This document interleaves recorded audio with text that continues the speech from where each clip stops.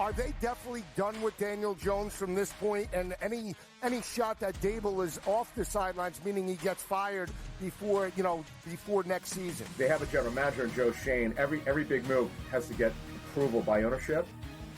So, look, the bottom line is they don't know who their future quarterback is past this season. Tommy DeVito's clearly not the answer. They don't have it. Drew Lock's not the answer. Pro Football Today, only on SportsGrid. Right here with you on Pro Football Today on SportsGrid. Odds in motion, trying to see what lines have moved throughout the week. Never felt more comfortable in this set than I do for this year. I am ready. I'm just getting angry. The hot takes are going to be here all long, people. What in the world is going on in Miami, Dom? It's not particularly anything to shy away from just because many people are on top of it. Hot take. I think this line is asking you once again to take New Orleans. Pro Football Today, only on SportsGrid. A lot of concern, I would say, for Georgia in Carson Beck. 3 interceptions once again.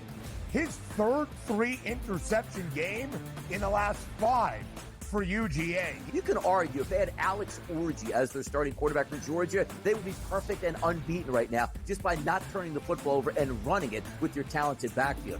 The early line, only on SportsGrid. What can you say about Hunter?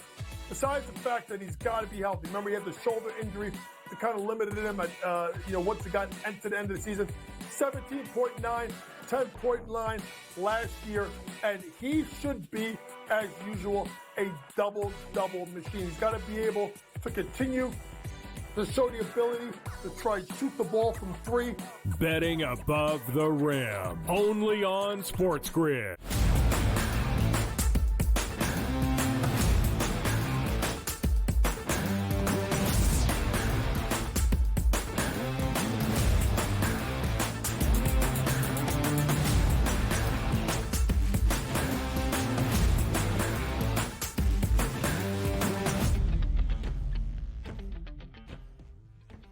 Oh, we got the engines revved up in hour number 1. Now it's time officially to start hour number 2 right here on the early line. I'm Donnie Rightside. He's Dubs Anderson, and still got 2 hours to go. The energy is high. The debates will continue. There's never a topic that we won't hit, which includes more NFL stuff, Dubsy. I'm ready to rock and roll. I'm enjoying myself this morning, and I hope you are too. Prime time in the sports world, baby. And we're going to do our best to get you guys up to speed. Donnie, you've ruffled my feathers in hour number 1. I hope you're going to take it a little easier coming into hour number 2 because we have plenty on deck. Week 10 of the NFL, the college football less than a month out. And, hey, basketball's back. Yes, we missed you there on the Tuesday, but happy hump day. Let's get after it.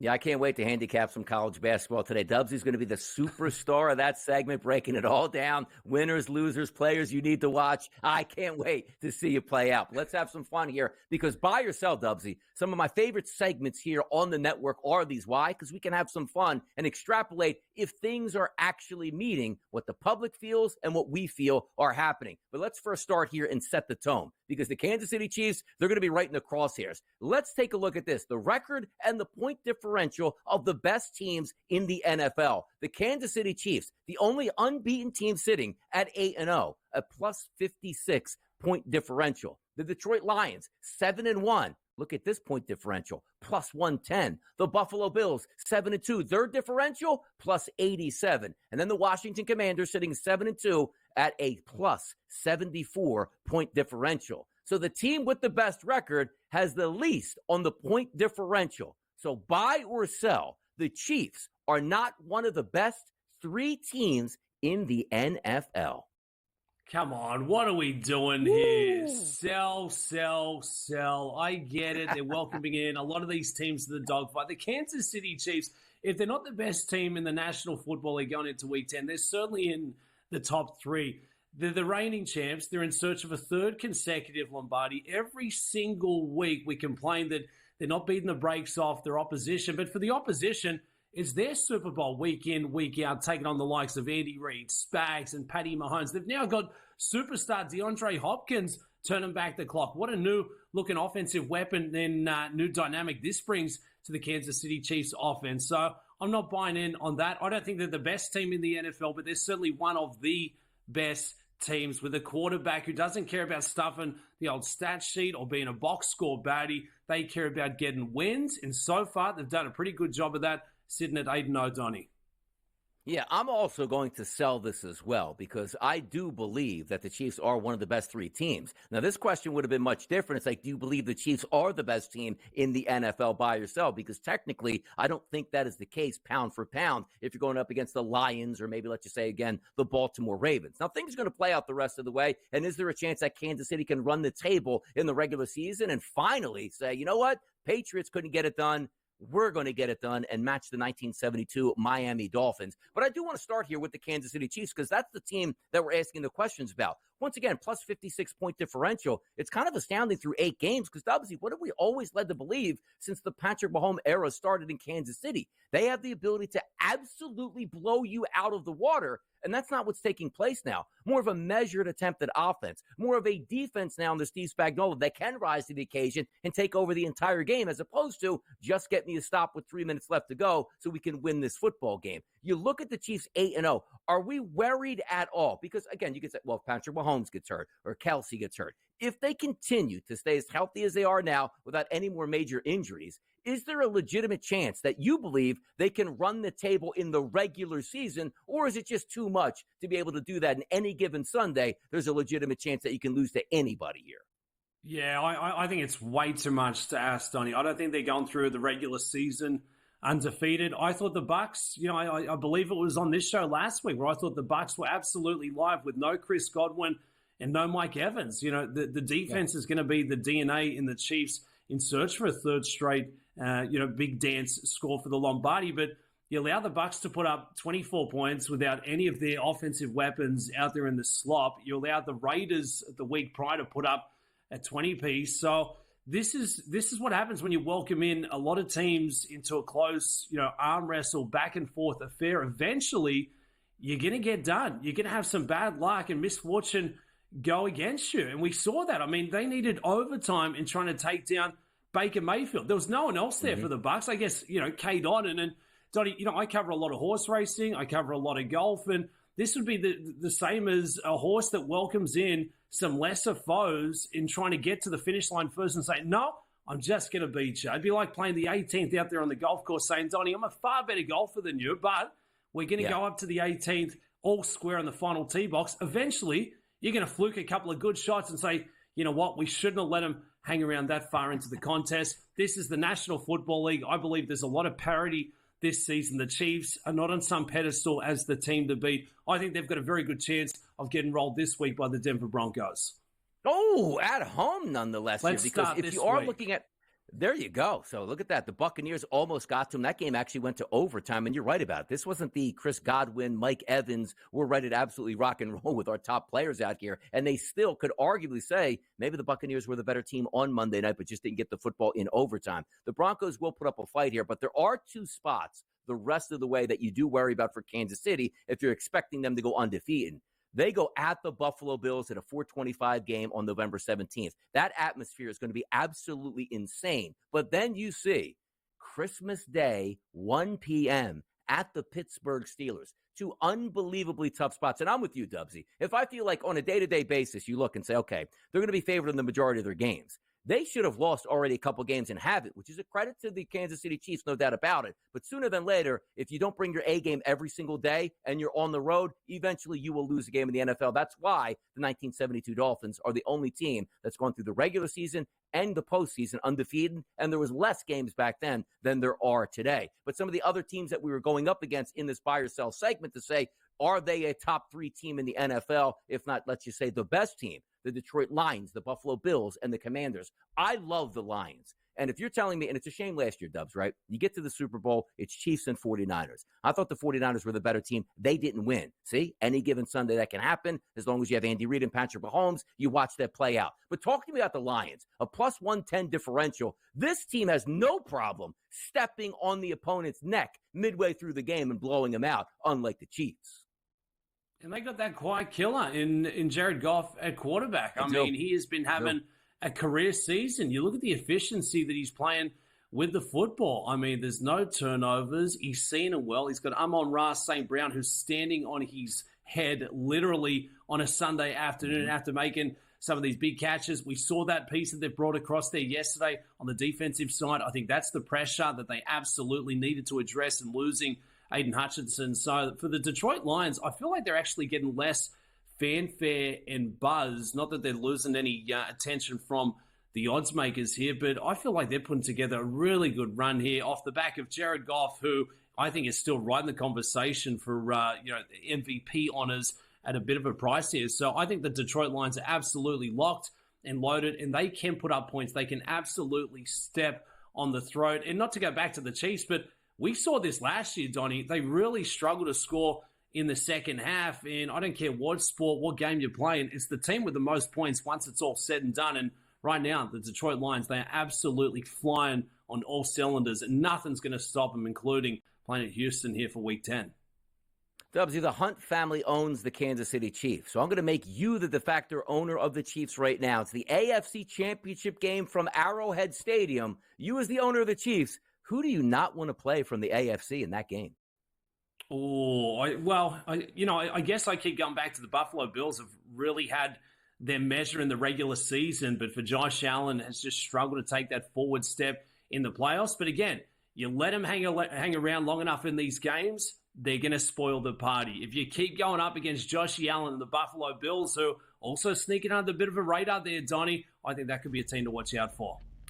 Double revenge. The Ravens want their revenge from last year. The Bills want their revenge in the AFC. But how about the MVP talk next by yourself? Who's going to get the job done? We'll talk about it.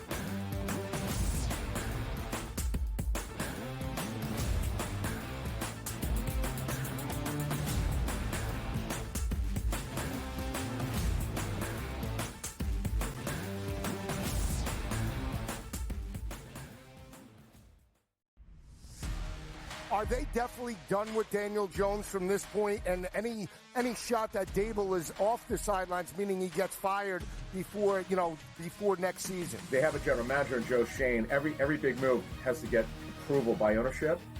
So, look, the bottom line is they don't know who their future quarterback is past this season. Tommy DeVito's clearly not the answer. They don't have a Drew Lock's not the answer. Pro Football Today, only on SportsGrid. Right here with you on Pro Football Today on SportsGrid. Odds in motion, trying to see what lines have moved throughout the week. Never felt more comfortable in this set than I do for this year. I am ready. I'm just getting angry. The hot takes are going to be here all long, people. What in the world is going on in Miami, Dom? It's not particularly anything to shy away from just because many people are on top of it. Hot take. I think this line is asking you once again to take New Orleans. Pro Football Today, only on SportsGrid. A lot of concern, I would say, for Georgia in Carson Beck.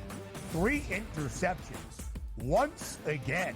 His third 3-interception game in the last 5 for UGA. You can argue if they had Alex Orji as their starting quarterback for Georgia, they would be perfect and unbeaten right now just by not turning the football over and running it with your talented backfield. The early line, only on SportsGrid. What can you say about Hunter? Besides the fact that he's got to be healthy. Remember, he had the shoulder injury that kind of limited him at, once he got into the end of the season. 17.9, 10.9 last year, and he should be, as usual, a double-double machine. He's got to be able to continue to show the ability to try and shoot the ball from 3. Betting above the rim, only on SportsGrid.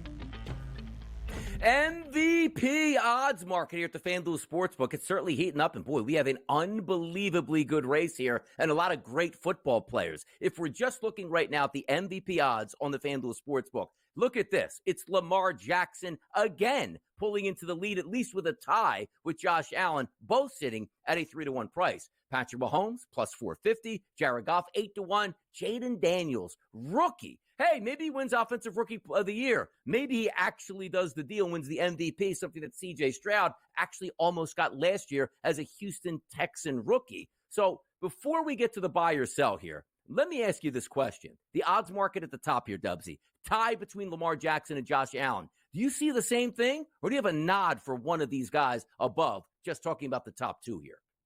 No, Donnie, I agree with the odds makers in this spot. I think it's still wide open for the MVP, and as it should be going into the second half of the year here. I don't think there has been a true standout. I think Lamar Jackson is putting together an MVP-type season, but I don't think King Henry is going to help his chances. Josh Allen has looked even better from what we've seen over the last couple of years there for the Buffalo Bills, and you could make the argument he's slightly more valuable to his team and his offense of what he's doing week in, week out. And then there's that next tier, that next step down where we do see a couple of prices, the likes of Jared Goff, who we teased prior to the break there, he's been playing some really efficient football. So no, I think the odds market's spot on with this one. It certainly looks to be all about Lamar Jackson and Josh Allen, but a little undecided. It's right in the balance. If a quarterback, even if another offensive weapon sitting inside that top 5, top 10 can put together a couple of good months of some really strong football. If Jaden Daniels could continue to put up what he has been putting up, he's going to be right in the mix once it's all said and done.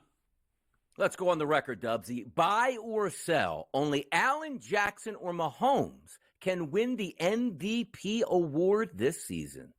Sell. We're missing a couple of big names, and one in particular up there in the north. Detroit Lions star quarterback Jared Goff. Jared Goff 2.0 since coming across from the Rams. He has looked fantastic. He was an MVP-type caliber quarterback last season, Donnie, but this year, even better. My guy doesn't even know what a turnover is. He hasn't even seen an interception in months. He's playing some really efficient football, and he's got the weapons around him. They can set the table with the run game. They've got that 1-2 punch. He's got arguably one of the best wide receivers in the business who can get vertical and stuff the stat sheet. So for me, Jared Goff is absolutely in the mix there. So I'm going against Donnie. I think he's going to be given a little bit more credit here on a Wednesday afternoon. A lot of football still left to be played, and we've seen injuries impact these decisions because it's not like the NBA, let's just say 82 games, or Major League Baseball, 162. You only get 17 weeks, and each week, if you don't perform to the highest level, you sort of get knocked down a peg. And you're talking about Lamar Jackson, already a 2-time MVP. Can he make it 3 times here? Josh Allen, we know, is incredibly talented and an unbelievable player on the field. And if the Buffalo Bills can win the AFC East and do damage here and say, you know what, we might be the number 1 overall seed when it's said and done, if Kansas City can falter down the stretch, maybe he picks up. And then there's always Patrick Mahomes. Typically this time of the year, if you would have told me, Dubsy, before the season, by the way, Donnie, 8 games in, the Chiefs haven't lost a single game. Like, Mahomes would be minus 650 to win the MVP because you figured he'd have like 25 touchdown passes and they're absolutely smashing everybody, but that's not the case. But I do agree. Jared Goff has a legitimate chance to win this. I'm so interested at some of the guys on the next part of this list. Like Jaden Daniels, if they end up winning the NFC East, which means they're probably going to finish with at least 12 or 13 victories for a rookie quarterback on a team that wasn't very good last year, you're going to get bonus points from that. But also, Jalen Hurts of the Philadelphia Eagles started the season a little bit slow, really turning it on, both passing efficiency, not turning the football over, and rushing touchdowns there. Talk to me a little bit about that Daniels and Hurts here, the NFC East connection between those two. Yeah, and for Jane Daniels, I mean, he has not put a foot wrong. There were, I guess, cause for concern with the accuracy and the turnovers. 2 interceptions for the year. He's been putting up some fantastic yards. He can get it down the field, and he's showing a real maturity in the pocket. So if the Commanders can keep this thing moving in the right direction, it suddenly becomes more weight week in, week out behind Jaden Daniels. Not to say that there's not a great supporting cast around him, but it's a market and trying to identify who has been the most valuable player. And Jaden Daniels certainly brings a lot of value to the Commanders franchise. So at plus 800, I think that's a fantastic number. I feel like the public just don't want to get on board with your Eagles, Donnie. I mean, what's going on? Is it Nick Sirianni that wants to scare the bettors away at the window, that he's not making the smart decisions once it's all said and done? And, I guess for Jalen Hurts, he's splitting a bit of that pizzazz and fanfare with Saquon Barkley, but Jalen Hurts is putting up some fantastic numbers there as well. I love your Eagles, Donnie. I don't understand why they're not getting the same sort of buzz as a couple of their foes sitting with the same kind of records, but Daniels, you could make the argument, has done the most for any offense coming in for a season. From what we expected them to be to what we're actually seeing, hats off. Yeah, we got a showdown coming up, as I said, next Thursday night in Philadelphia between Washington and Philadelphia. Take a look at Daniels and Hurts. You might be able to see them flip depending on how they do, but both of those quarterbacks certainly have been very good. And again, down that list a little bit more, Joe Burrow. Can he resurrect that Cincinnati team fighting through all those injuries? He's having a decent season. If they can knock off the Baltimore Ravens, maybe his prices start to increase. And also, there's that Brock Purdy sitting at 28-1. One of the favorites you would have thought just a few weeks ago before the injuries for the San Francisco 49ers, how they would be stepping up. They certainly haven't done that here. But for my money right now, if we're looking at the top here, like the buy or sell question, like I would sell it because only it's 3 players. We understand this. We're not 2 weeks away from the end of the season where it looks like it's already wrapped up at this point. There's a lot of football left to play. And you're right about this. Jared Goff has been ultra efficient. You do get bonus points if the Detroit Lions end up the number 1 overall seed and winning that tough division. It's not a layup like Brady had for decades in New England. You are really going to have to earn it if you want to win that NFC North. And then again, taking a look at like Kirk Cousins, 25-1, resurrecting Atlanta. A lot of football left, but it does look like we have a decided advantage with that top 3, Dubsy, with Jackson, Allen, and Mahomes. How about that? Couple of short prices. If you're looking to type your money for the next couple of months, settle on one. But I think this is a market where it's still wide open. Don't mind the look of Joey Burrow there at 16-1. Don't mind the look a little further down the board. I'm going to say it. Matty Stafford and the Rams. Let's go. Whoa. Dallas Cowboys talk next. How about a double commercial break instead? Nah, we'll be right back.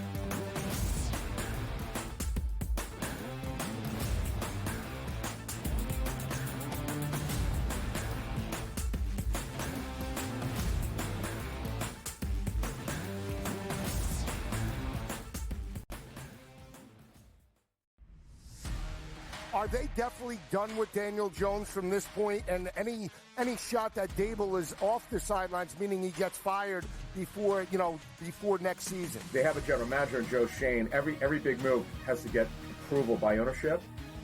So, look, the bottom line is they don't know who their future quarterback is past this season. Tommy DeVito's clearly not the answer. They don't have it. Drew Lock's not the answer.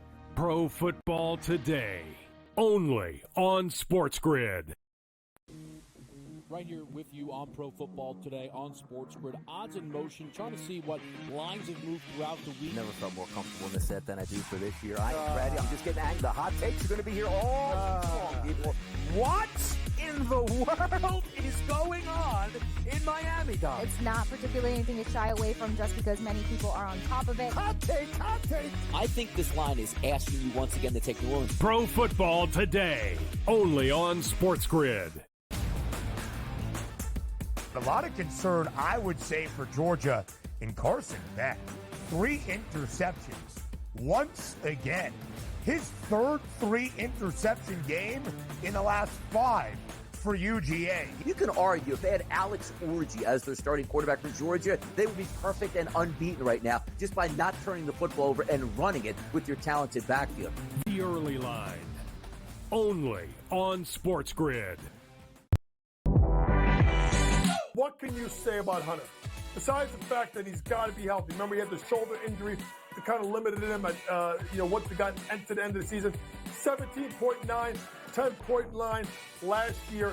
And he should be, as usual, a double-double machine. He's got to be able to continue to show the ability to try and shoot the ball from 3. Betting above the rim, only on SportsGrid.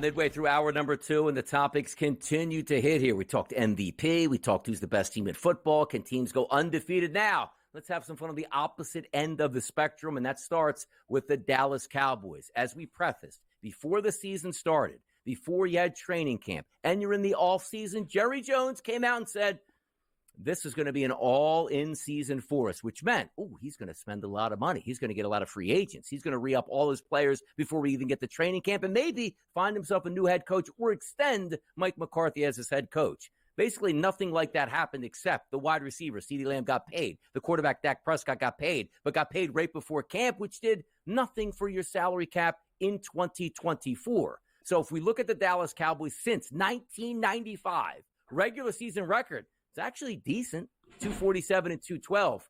Playoff record, 5-13. NFC Championship game appearances, 0, which is unbelievable to think about that. So the buy or sell question, Dubsy, to you. The Dallas Cowboys are the worst run organization in the NFL.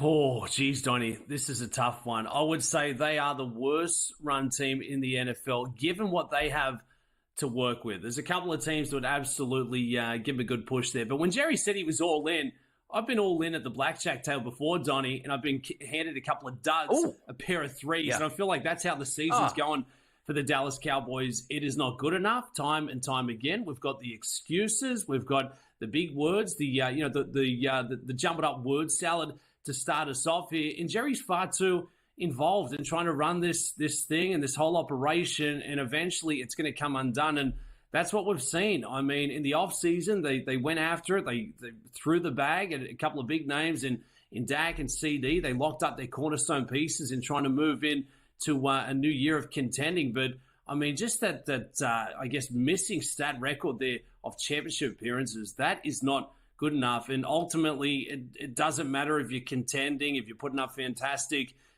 performances of the regular season. You want to measure this thing once it's all said and done by championships. How many rings have you got? And it just hasn't been good enough for the Dallas Cowboys. And, we speak about teams' DNAs. Well, I feel like this organization, their DNA is to just let us down. They let America's team down. It just hasn't been good enough. And you got to start up top there, Donnie. You got to blame the man in charge. He's got his mitts over everything. And right now, it hasn't been looking fantastic. So one of the worst teams being run in the NFL. Yeah, never to think, like, my senior year of high school, which was February of 1996, watching the Dallas Cowboys in the Super Bowl, like, man, they get here every year. What a good team they have, and never being able to get back since then. It's absolutely incredible. But for my buy or sell answer, I'm actually going to sell that because why? There's a team called the Carolina Panthers that resides in the NFL. There's also a team called the Cleveland Browns that reside in the NFL. I do think those are worse-run franchises, but I think we take more solace in it's always fun when the Dallas Cowboys slip up, like the Dallas Cowboys lose. It's a great day for America. You get the point at that. But also, Dubs, let me ask you this quick question, though. You brought up some blackjack here, but I've been many long sessions in Atlantic City and Las Vegas playing blackjack. Doesn't always feel like when you're trying to say, all right, I'm going to up the ante, you do start getting a lot of 3s, 4s, and 5s matched up against face cards against the dealer, man. Why is that? Is it just me or is that everybody out there saying, hey, let me double down this hand to try to make sense? 3, then the dealer shows ace. You're like, come on now. And the bourbon and cokes just start, seeping in a little more as the night goes on. But I tell you what, pressure, it's a real thing, Donnie. And for a team like the Dallas Cowboys, the more money you spend, the more expectation there is year in year out. So I completely agree with you. They're probably not, alongside the Carolina Panthers or the Cleveland Browns, but we haven't had the same expectations. And to say, well, it's not fair to have, a different measuring stick or to hold them to, a different bar. Yes, we absolutely should be. They spend the money like they're one of the top 3 teams in the NFL, and we just have not seen that. The juice has not been worth the squeeze there. So this is like the long Saturday night stint at the blackjack table. You're going back to the ATM. You're saying, all right, we've got to come back here. A regression to a mean. Sometimes the best answer, Donnie, is to just say, hey, I'm walking away. I'll see you tomorrow morning back here at the tables. Maybe this is what the Cowboys need, a bit of a reset and just fully evaluate how this thing's working. Like, we're oddsmen here, right, Dubs? You play the percentages here. If you have a lot of seasons where you win divisions and have double-digit seasons, just by default over 25-plus years, you're going to reach an NFC championship game and or a Super Bowl. The team I just told you, like, hey, there's the Carolina Panthers, the worst-run organization in football. They were a couple snaps with Cam Newton away from winning a Super Bowl against the Denver Broncos. Crazy how it works out, but you know what? Football gets back into our lives tomorrow night. Cincinnati, Baltimore, we're getting in next.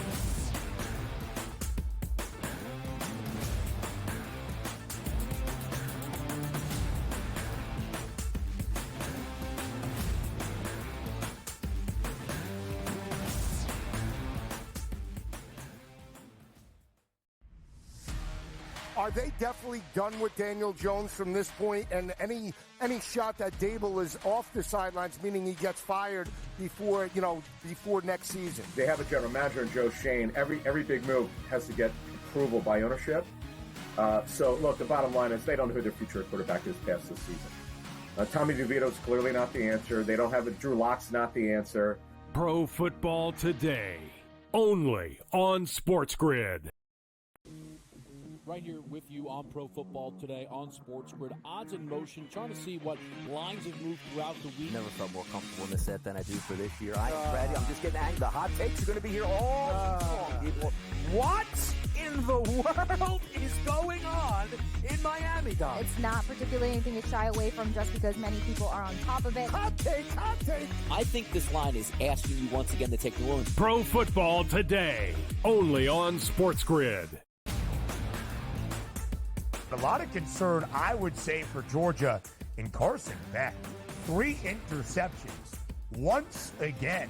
His third 3-interception game in the last 5 for UGA. You can argue if they had Alex Orji as their starting quarterback for Georgia, they would be perfect and unbeaten right now just by not turning the football over and running it with your talented backfield. The early line, only on SportsGrid. What can you say about Hunter? Besides the fact that he's got to be healthy. Remember, he had the shoulder injury that kind of limited him at, once he got into the end of the season. 17.9, 10.9 last year, and he should be, as usual, a double-double machine. He's got to be able to continue to show the ability to try and shoot the ball from 3. Betting above the rim, only on SportsGrid.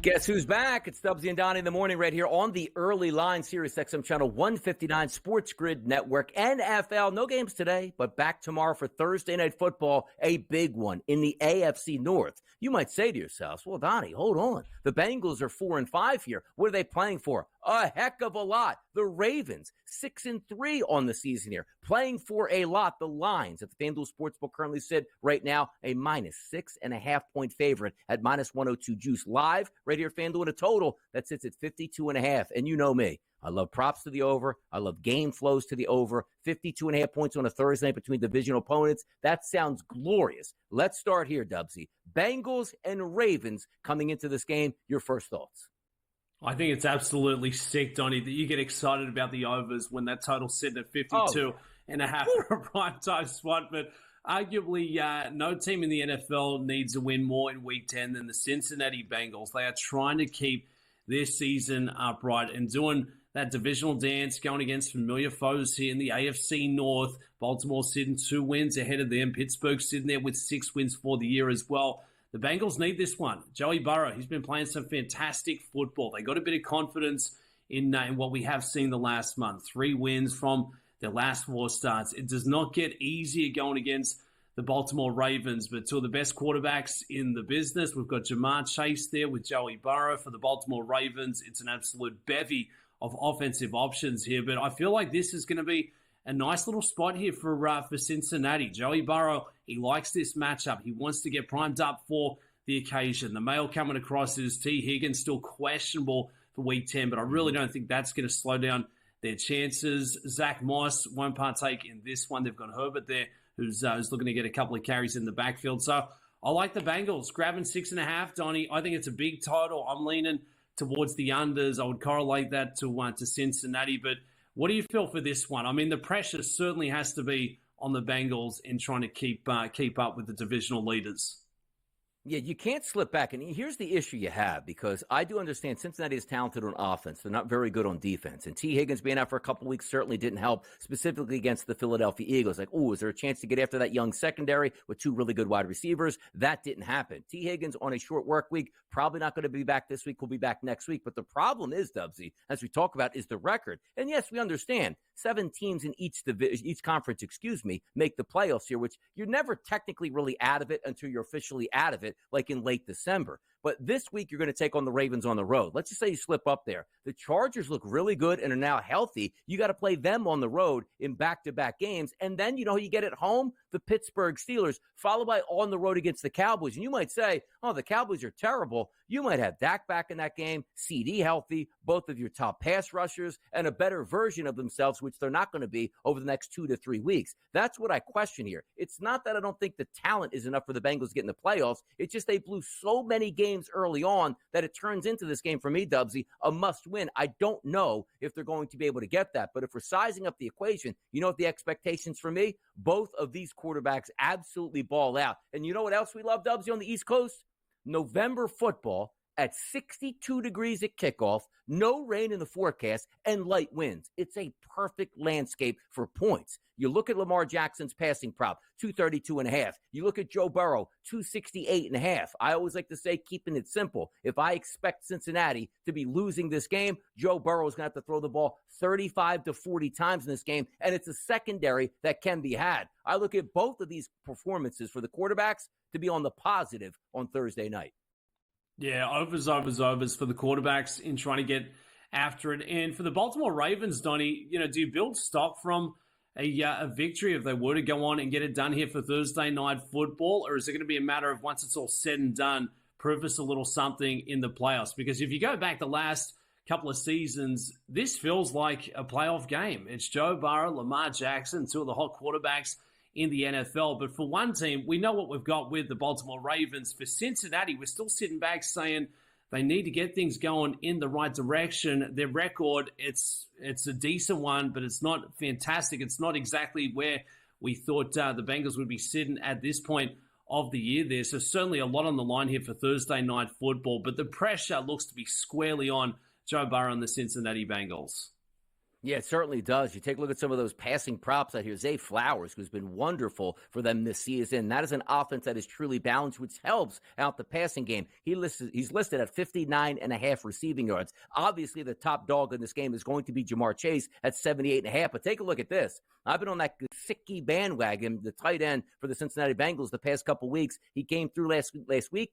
5 catches, 100 yards, and 2 touchdowns. He's no longer listed at 25.5, 26.5. Gesicki this week listed at 48.5. All, who was the backup tight end, did hurt his Achilles, hurt his ACL. He's going to be down for the season, so maybe more targets coming his way. You need Chase Brown. You need to have an offense that can go toe-to-toe with the Ravens. Not keep them off the field, but you better be able to attack. So some of these wide receiver props, I can see them coming through. Mark Andrews, 42.5 here for the Baltimore Ravens, and that sustained balanced attack here. So I'm liking some of these receiving props. Let me ask you this question. If we don't get to see T. Higgins, which it looks like, Dubsy, we're not going to see Thursday night, is that Jamar Chase? No doubt about it. Has to go over 100 yards to keep him in this ball game. Yeah, I think he absolutely does. North of 6 catches, over 100 yards. I think Joey Burrow is going to have to clear 250, right around what we saw last week for the Raiders. It may even have to be a 300-yard kind of performance there. But in terms of the receiving targets, and you highlighted a great point, Donnie, and I love it when we're seeing it the same. I had to make a big adjustment for one of my fantasy football lineups overnight. Isaiah Likely, he's been dropped. Gesicki is in. Likely suddenly getting no looks whatsoever from Lamar Jackson. It's the big fella Mark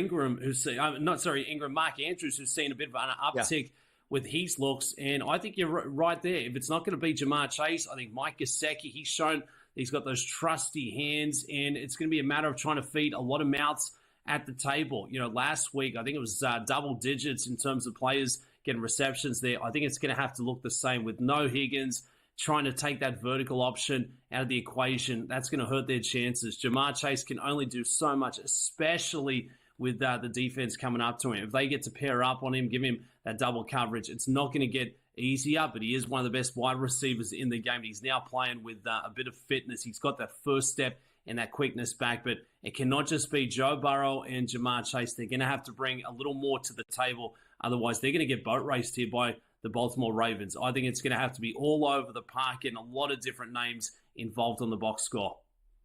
The ground and pound here from the Baltimore Ravens is always impressive. Derrick Henry's been nothing short of spectacular. His rushing prop for Thursday night listed at 90.5. And sometimes people, Dubsy, wrongfully doing so, handicap just based on what the prices would be, as opposed to doing some information, getting some background here and saying, okay, here's who I like. Because if I ask one player tonight, or sort of say Thursday night, to score a touchdown, it's always going to be Derrick Henry. But it is a minus 290 price in this. But if you think he's the best version of himself in this game and he scores, you're probably willing to pay that minus 290. Talk to me about Derrick Henry coming into this game. 100 yards and a touchdown. Expectations for you, what are they? Yeah, he's been fantastic. I mean, there's going to be a lot of juice behind King Henry and trying to get one to the house. Minus 290 there for an anytime touchdown score. If you like him to get one for a little house call, maybe playing for first score there at plus 330. But another monster game. I expect the Baltimore Ravens, especially at home, to lean on that running game. If they're leading early in this one, it's just going to be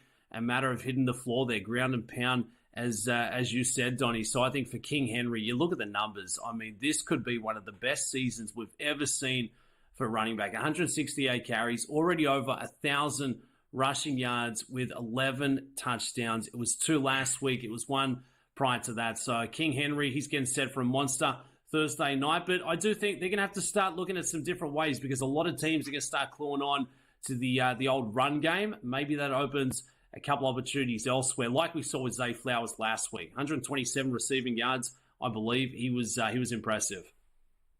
Numbers won't change much if the Ravens should win, but numbers will change a lot if the Bengals do win. 10-1 price in the North, that'll be probably cut in half. The NBA didn't play last night. It's playing tonight. Let's get you teed up. Let's talk some NBA action next.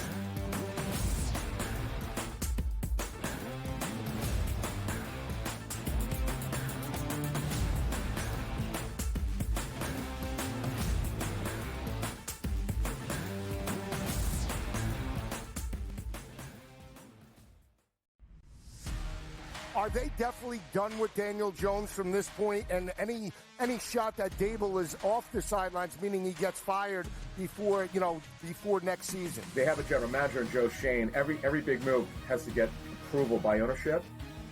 So, look, the bottom line is they don't know who their future quarterback is past this season. Tommy DeVito's clearly not the answer. They don't have Drew Lock's not the answer. Pro Football Today, only on SportsGrid. Right here with you on Pro Football Today on SportsGrid. Odds in motion, trying to see what lines have moved throughout the week. Never felt more comfortable in this set than I do for this year. Brady, I'm just getting angry. The hot takes are going to be here all season, people. What in the world is going on in Miami, Don? It's not particularly anything to shy away from, just because many people are on top of it. Hot take.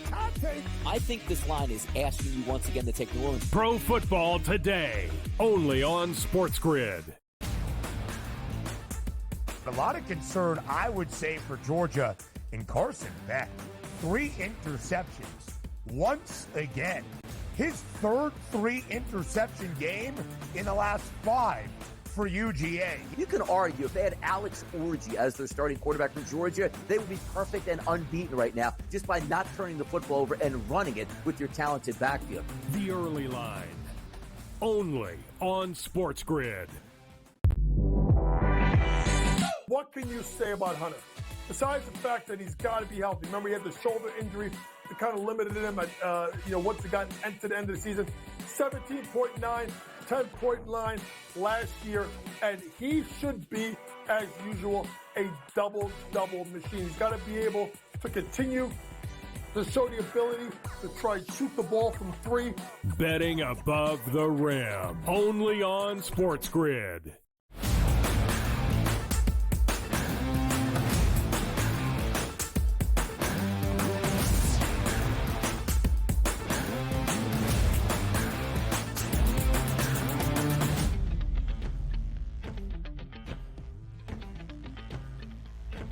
NBA action. I believe everybody played on Monday night in the NBA. Nobody played due to the election on Tuesday night. Then now we're back with a solid card. But sometimes you forget, Dubsy. Hey, is it the opening week of the season? A couple games in. A lot of these teams have played at least 8 games, 7, no doubt about it, in the NBA. And now we move forward. So it's never too early to look. about the NBA championship picture here at the FanDuel Sportsbook. Are we surprised by the numbers that are popping up? No. It's the Boston Celtics at a plus 250 price, the Thunder at plus 480, the Knicks plus 750, the Mavs at 10-1. So 4 teams at 10-1 or less. If we are looking at some of the standings here, it is interesting. You would figure that the Celtics are the best team in the East just by that price point of 250 to win the NBA championship. And you're probably going to be right.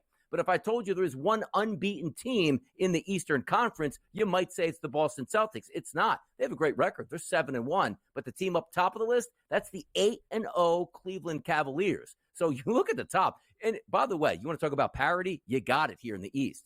8-0 Cleveland, 7-1 Boston. Not another team in the entire conference, Dubsy, is above 500, which is pretty crazy to look at. But let's start with the championship odds. And as always, the Celtics are a plus 250. They won the championship last year. They look even better this year, Dubs. And I agree. Plus 250, do I want to bet on it? Not necessarily, but I do think they're the best.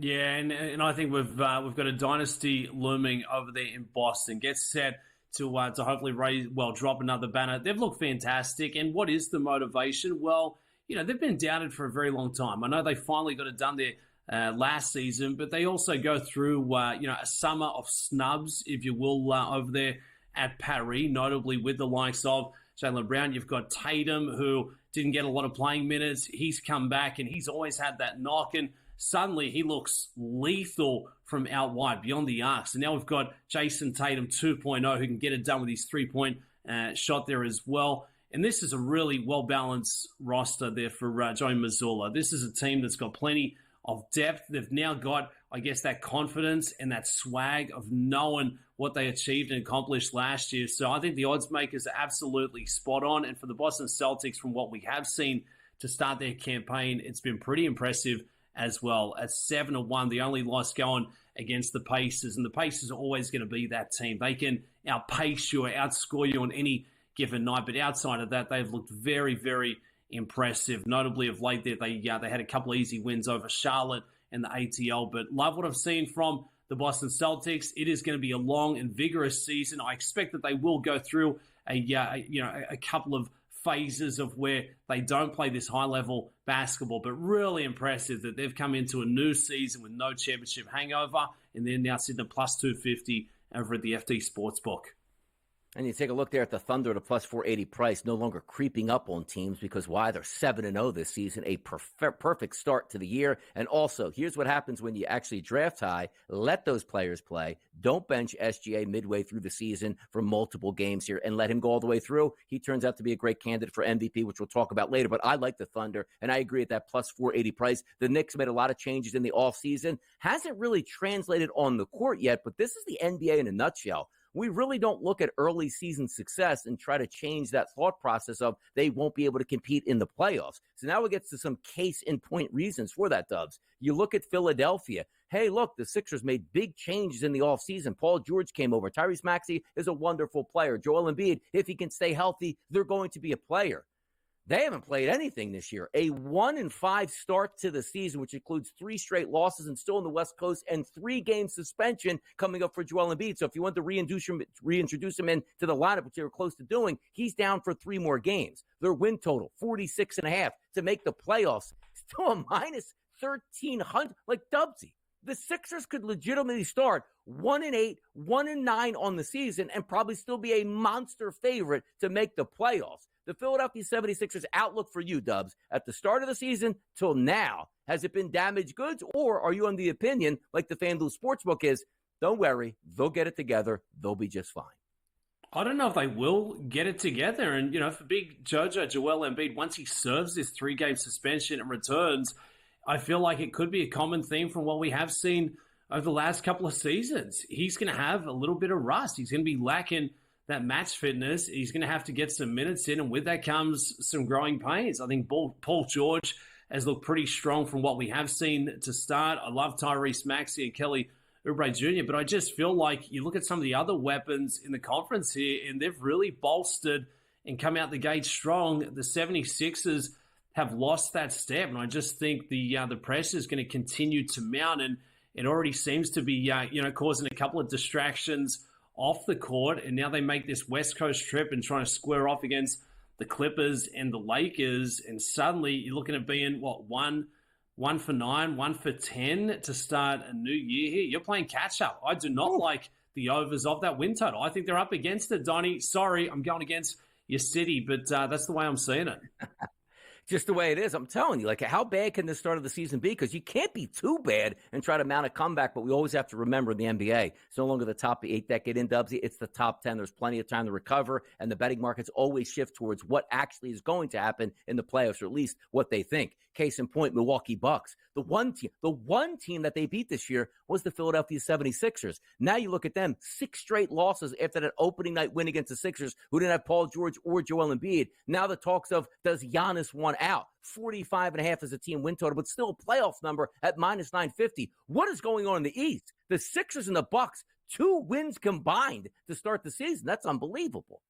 Where there's smoke, there's got to be fire, Donnie. We're getting whispers that there's a little unrest in the locker room, and it's pretty, visible there. If you watch the game for the Milwaukee Bucks, Giannis is very frustrated. It looks like he's actually pretty frustrated towards fellow superstar in Dame time, Dame Lillard. But, I mean, he wanted Dame. He's like, come across. This is exactly what we need in trying to make a championship run, but it just does not look to be the case here. So I don't know if there's something else going on off the floor, but for the Milwaukee Bucks, the chemistry, the cohesion is completely lacking, and usually that's not something that turns around quickly. These big superstars get paid hundreds of millions of dollars. They're always right, Donnie, and when you've got a couple of them going head-to-head, nothing good comes of it.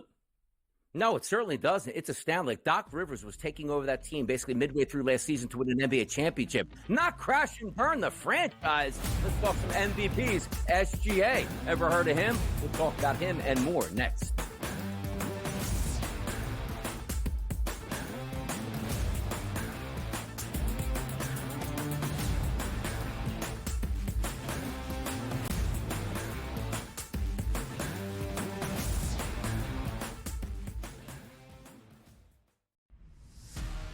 Are they definitely done with Daniel Jones from this point? And any shot that Dable is off the sidelines, meaning he gets fired before next season? They have a general manager in Joe Shane. Every big move has to get approval by ownership.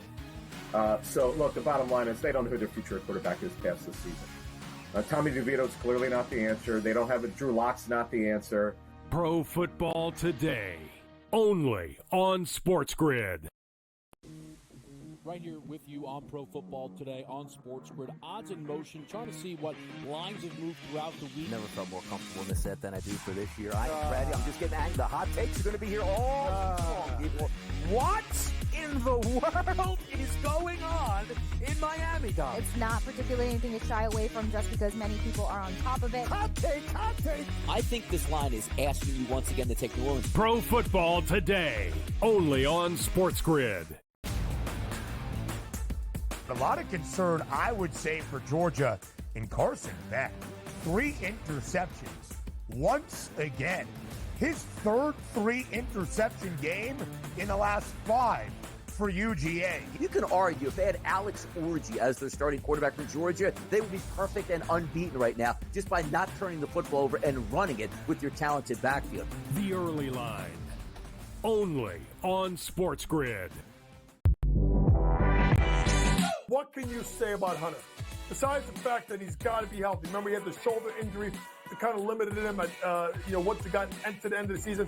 17.9, 10.9 last year, and he should be, as usual, a double-double machine. He's got to be able to continue to show the ability to try and shoot the ball from 3.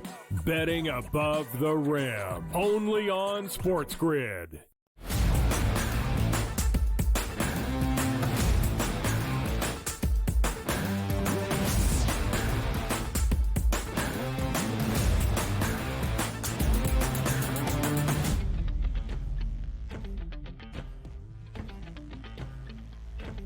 So many times, Dubsy, here you will go to an NBA arena and you will cheer on your favorite player. Once he gets to the free throw line, what do you hear? MVP, MVP. Well, there's only a select few that are going to be in it to win it in the MVP market. And in the NBA, There are no free nights here. You can't just hang out for 40 games, say I'm the best player on the planet, win me the MVP. There is a minimum of 65 games that you must play out of the 82 to qualify. So when we're looking right now at the FanDuel Sportsbook with the MVP market, the leader in the clubhouse, OKC's Shai Gilgeous-Alexander at a plus 250 price, followed by Luka Doncic at a 3-1 price, Jason Tatum plus 450, Jokic at 7-1, and then we'll use that first cutoff here of Anthony Edwards at 10-1. I always love to see these markets because sometimes I do think they're jaded to who do we want to win next because somebody else has already won a few, and that is the Jokic problem that you have at 7-1. He's probably the best player in the NBA and at the end of the season may have the best statistics, but giving him another MVP award, some people struggle with that. Sometimes it's next up on the list, which would be SGA and also Luka Doncic, followed by Jason Tatum. Let's start with the top three and leave out Nikola Jokic. SGA, Doncic, and Tatum. For you, Dubsy, who's your leader in the clubhouse?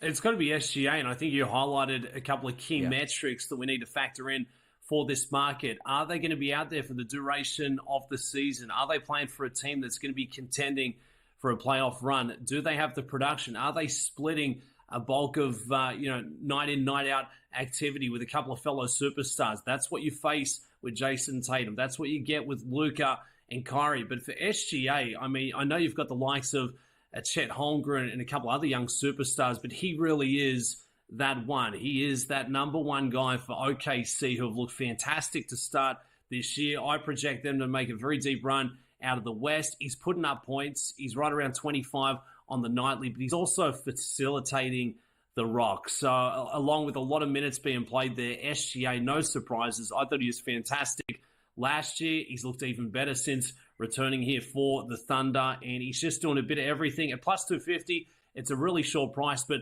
this is a young guy who's also going to get through the vigor and longevity of having a really long and taxing season in the association, and that's what he's got around him. It's not like he's some young superstar in an aging locker room. These are young guys who all want to play together. The vibes are high, and so too are the chances of SGA taking out the MVP. I love SGA. Like, you saw it coming a couple of years ago where the guy would play like every third night but drop 35 points. Like, why don't they let him play more? Well, OKC understood the task was he's going to be good for us. We just don't need to be good right now and win basketball games so we can continue to stack up those draft picks and get guys like Holmgren onto that roster. But if I'm going to ask you this question, it's a little bit outside the box. SGA, Doncic, and Tatum, the public themselves, who do you think they would will to victory there? Forget about the actual sharp handicappers and the votes that are coming in. If the public's choice on all three of those where they played the same basketball, who do you think the public would go for?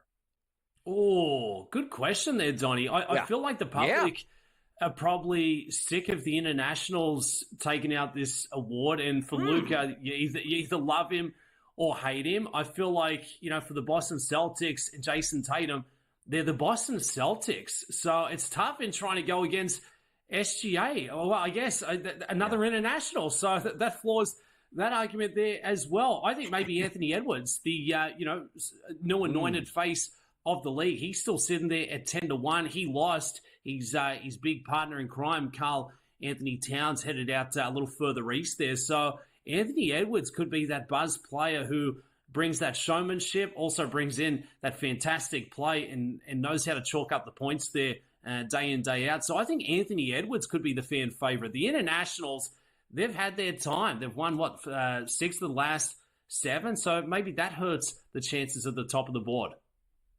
By the way, looking at the NBA leaders in three-point shots made per game, Anthony Edwards leads the NBA at 5.1 three-point shots made per game. And also, Jason Tatum, who for me always used to end my parlays on a night-to-night basis when I take him to make 2 or more three-point shots. He's average making 4.1 per game. So you're seeing a changing of the guard where the three-point shot is such a big deal in the NBA. But for my answer to that, Dubsy, to be honest, I just think the fans would be rooting on Luka Doncic at this point because he just does it all. Points, rebounds, assists. Dallas is a fun team to watch with Kyrie Irving. SGA is wonderful.